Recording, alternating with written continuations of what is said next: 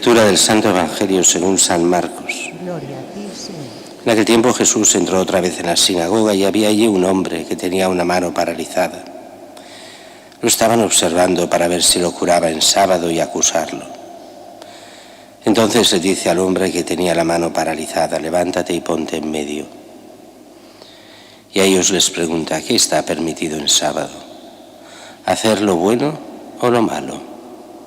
¿Salvarle la vida a un hombre o dejarlo morir? Ellos callaban. Echando en torno una mirada de ira y dolido por la dureza de su corazón, dijo al hombre: extiende la mano. La extendió y su mano quedó restablecida.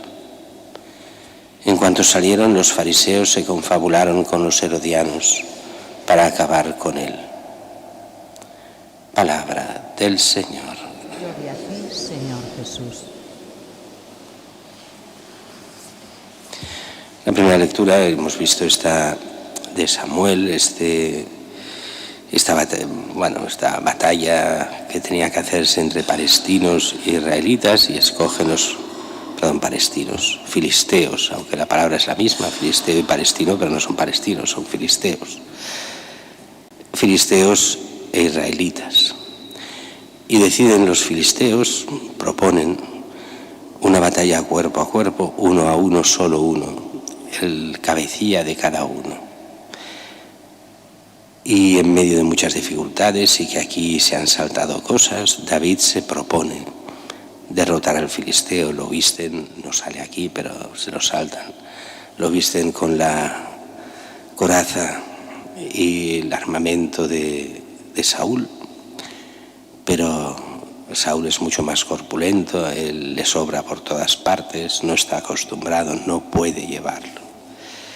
Y lo que hace es, simplemente como pastor que es, con toda la experiencia de la onda para ir contra lobos y leones, que todavía había en aquella época en Israel leones, lo que hace es, con la onda, derrotar. Dice: no con la espada, no con otra cosa. No es necesario, Dios puede lo que quiere. Y nos va muy bien esta lectura, que ya la conocéis más de sobra, David y Goliat, para entender un poco a San Antonio Abad, que celebramos hoy. San Antonio es un personaje absolutamente extraño para nuestra época. Hemos de pensar que, naciendo en el 250, hay una gran persecución, la de Decio, cuando él es muy niño, muy pequeño, pero después hay unos 40 años de paz. En estos 40 años de paz es cuando él crece, cuando se hace monje. No habían monjes, él es sino el primero de los primerísimos monjes. Se retira en esta especie de desierto que hay entre lo que es el Cairo actual y Alejandría, que allí todavía está lleno de monasterios que se fundaron en esa época, en el siglo III, IV, V. Y lo que hace es, quiere vida solitaria, está solo por Dios. Pero no le dejan. La gente enseguida ve la santidad de este hombre, quieren entender qué es esto de ser monje, y lo persiguen para bien, o sea, para consultarle, para seguirle, para algunos para hacerse también monjes. Y él cambia de lugar. Bueno, algunos dicen que incluso en toda su vida más de 100 veces, para evitar este acoso constante. Quiere la solitud y no hay forma. Pero hay momentos clave. Un momento clave es cuando, al inicio del siglo IV, él tiene 50 y muy pocos años, estalla la gran persecución de Diocleciano.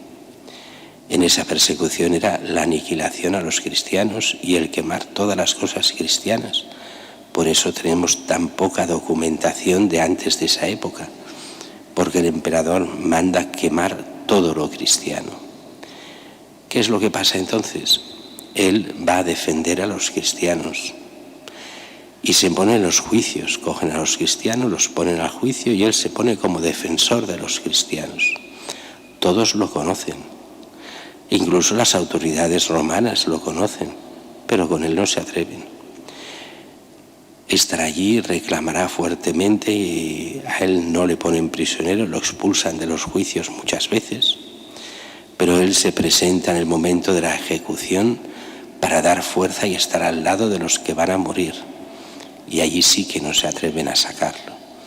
Fue un ejemplo extraordinario en todo esto. Y después también, cuando los arrianos asumen el control de la Iglesia, que recordemos que hasta aquí en Barcelona los arrianos consiguieron también quedarse con la catedral de Barcelona pasó a ser arriana, y los católicos se reunían como catedral en la iglesia que hoy es, bueno, no es esa porque la rehicieron, pero lo que hoy sería San Just y Pastor. Allí se reúnen los cristianos porque los arrianos se han quedado con la iglesia.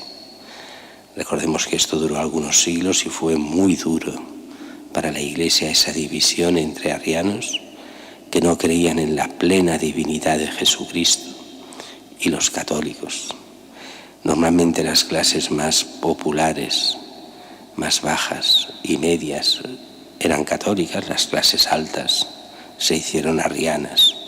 Les convenía que no hubiera ni una plena divinidad ni una plena encarnación, sino era una forma en política eclesiástica de justificar las clases sociales y el desprecio hacia los humildes.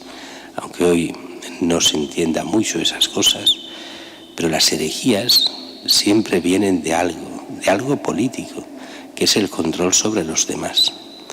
Eso que parece que solo es una cuestión de fe, estos piensan así. No es cuestión de fe, la herejía es cuestión social, porque detrás de la herejía hay toda una mentalidad que no es cristiana, que es pagana, que es contra alguien, aunque a veces uno no se dé ni cuenta al principio.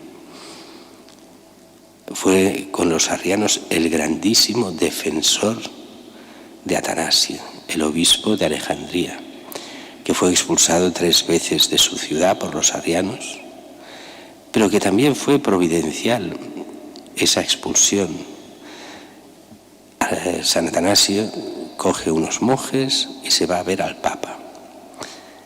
Y el Papa es la primera vez que ve monjes. Así que queda todo sorprendido y esos monjes hará que empiece en Europa, en Italia, en Roma, también a imitación de esos monjes orientales, el primer monasterio aquí en Europa. Ven al obispo con estos personajes vestidos raros, con esta gente que viene que no saben lo que son, y aprenderán en ese momento lo que es el monaquismo, los monjes. Pero vayamos solo un momento al Evangelio. El Evangelio de hoy es el tema que vimos ayer y que hoy se repite. Jesús vuelve a la sinagoga como todos los sábados. Un hombre paralítico lo pone en medio.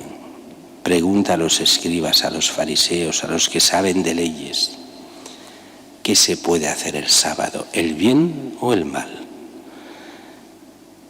¿Qué se puede hacer a alguien, salvar la vida o perderla? Y todos callan como muertos. Solo piensan en cómo acusar a Jesús, que haga el milagro para acusarlo. Y Jesús dice que los mira con una mirada de ira, o sea, de enfado, de ver cómo esa gente se está ganando el infierno a pulso, cómo la hipocresía del hombre, de esos que se creen buenos, porque estos no eran mala gente, estos fariseos y escribas, eran gente que se creía muy buena y muy cumplidora de la ley y de la ley de Dios, y sin embargo que lejos están de Dios, solo buscan cómo acusar al Hijo de Dios, y no son capaces ni de verlo, ni de entenderlo. Y eso es una advertencia a todos nosotros. Hemos de tener mentalidad abierta hacia Dios, no mentalidad abierta hacia el mundo, como a algunos les pasa, sino ante Dios mismo.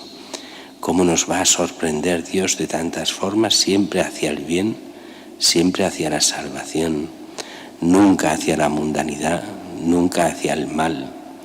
Y ahí viene el discernimiento del hombre, que ha de ponerse en plena comunión con Dios mismo.